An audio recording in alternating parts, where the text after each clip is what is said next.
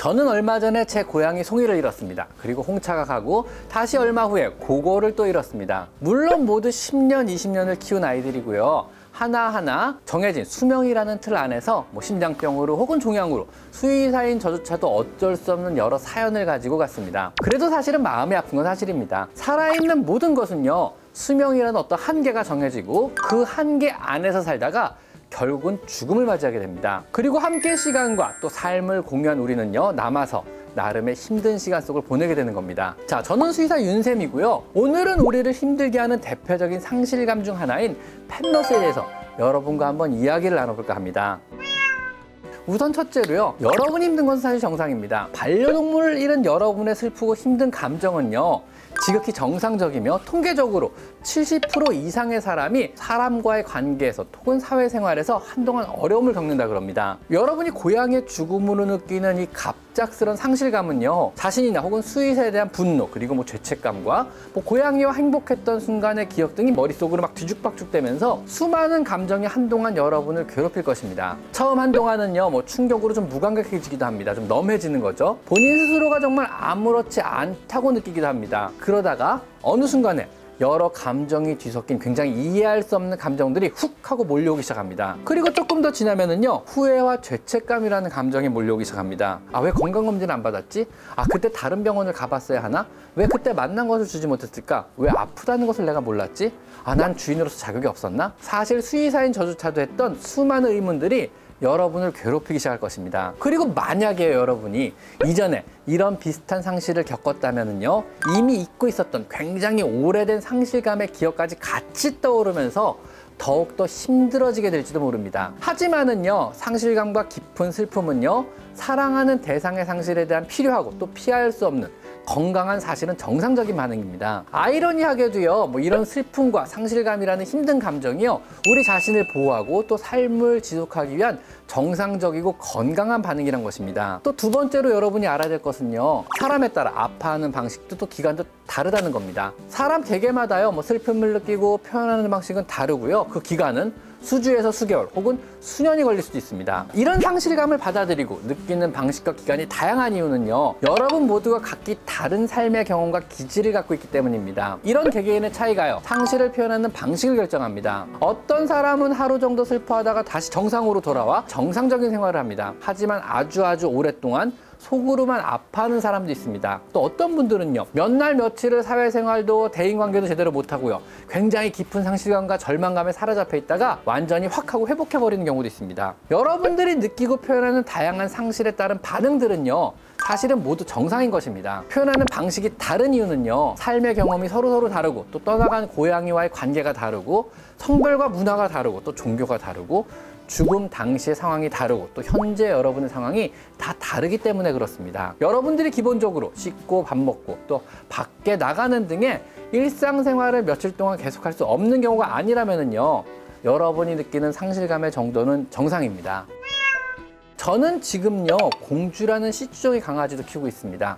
아주 고령의 강아지로 양눈도 어둡고요, 소리도 잘 못 듣고요, 치매도 있고요, 요즘엔 움직임도 굉장히 둔해서 잘 못 걸어요. 중심을 못 잡고요. 하는 일이라고는요, 내 발밑에서 하루 종일 잠을 자는 것이 전부인 이런 아이입니다. 물론 저는요, 작년부터 마음의 준비를 충분히 하고 있습니다. 우리가 키우는 아이들의 죽음은요, 대부분 내가 잘못 보살폈다거나 혹은 저 같은 수의사가 책임을 다 못하였다거나 혹은 무언가 끔찍하게 잘못되어 생긴 이런 사고가 아닙니다. 죽음은 실패나 재앙을 의미하지 않는다고 저는 생각합니다. 모든 일에는 끝이 있듯이요, 그저 이 아이의 삶이 끝을 맞이하는 것 뿐입니다. 우리가 기차를 타고요, 목적지에 도착하는 것 같은 이런 일인 것입니다. 우리의 삶이나 이 작은 아이의 삶이 사실은 기나긴 여행을 하고 있는 것이고요, 그 여행의 끝은요, 결국은 종착역에 도착함으로써 끝나게 되는 것이라고 저는 생각합니다. 나는 아직도 기차를 타고 인생이란 기나긴 여정을 여행 중이지만은요, 나와 잠시 여행을 함께 했던 내 고양이는요, 중간에 목적지가 되어서 하나둘씩 나와 함께 했던 여정을 마치고 내리는 것 뿐입니다. 내 고양이의 여정이 끝났다는 것이 사실 불행이나 절망을 의미하진 않잖아요. 안 그런가요? 그간에 함께 여행을 하며 즐거웠으며 위로를 받았고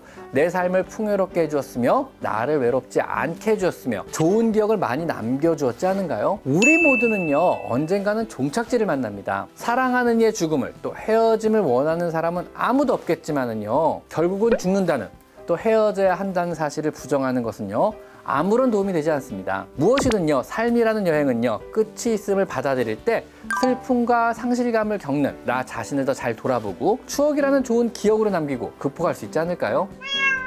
여러분 고양이의 죽음은요, 여러분을 다양한 감정의 소용돌이 속에 던져버릴 것입니다. 슬픔, 후회, 분노, 또 수많은 감정들이 폭풍처럼 일어났다가 사라지길 반복할 겁니다. 우선 비합리적인 사후 비판을 해서는 안 됩니다. 뭐 이랬어야 했는데, 해줬어야 했는데, 하지 말걸, 이런 종류의 이미 지나간 합리적이지 않은 그리고 결과를 알 수 없는 비판은요, 되도록 자제를 하셔야 합니다. 대신 여러분이 여러분의 고양이를 위해서 얼마나 사랑했는지, 얼마나 고양이를 위해 헌신하고 노력했는지, 이런 것들을 생각하세요. 만약 갑자기 슬픈 감정이 몰아친다면요, 그냥 슬퍼하시면 됩니다. 슬퍼하는 감정은 여러분의 감정의 폭주를 정리하고 또 상처받은 마음을 달래기 위한 우리 스스로의 자정작용이고요, 또 치유작용 중에 하나입니다. 그냥 충분히 참지 말고 어디서든 슬퍼하세요. 이러한 깊은 슬픈 감정을요, 공유할 사람들을 신중하게 선택하고 슬픔을 나누는 것이 좋습니다. 여러분을 사랑하고 존중하는 사람들과 함께 슬픈 감정을 또 상실을 나누는 것보다 더 유익한 것은 없습니다. 여러분의 슬픔을 이해할 수 있는 사람들과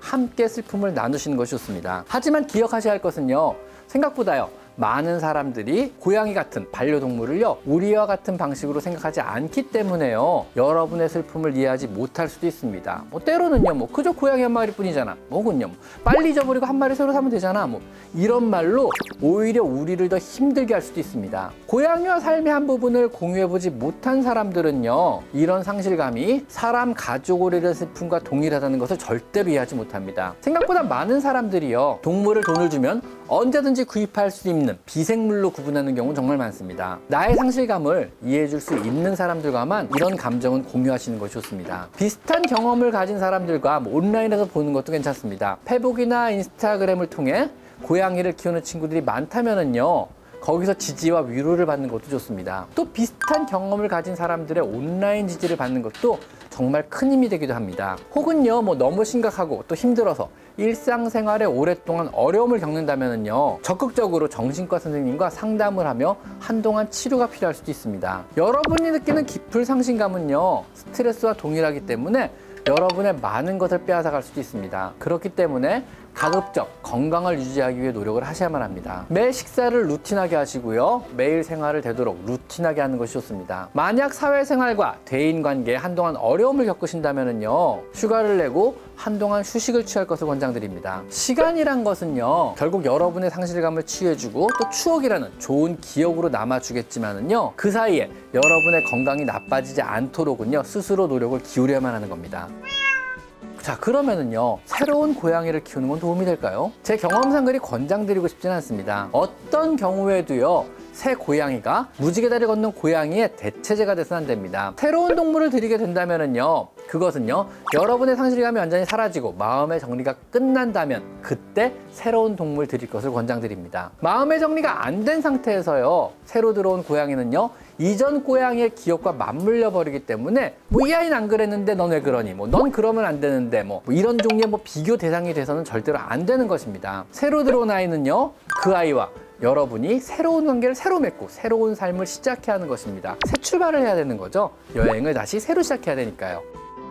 혹시라도 지금 이 영상을 보시는 분들 중에요, 상실감에 아직도 깊은 슬픔을 느끼는 분들이 계시다면요, 제 이 영상이 아주 조금이라도 도움이 되셨으면 좋겠습니다. 자, 지금까지 저는 수의사 윤쌤이었고요. 오늘은 고양이를 잃은 사람들을 위한 이야기를 한번 해봤습니다. 자, 오늘은 여기까지 마이펫 상담소였습니다. 감사합니다.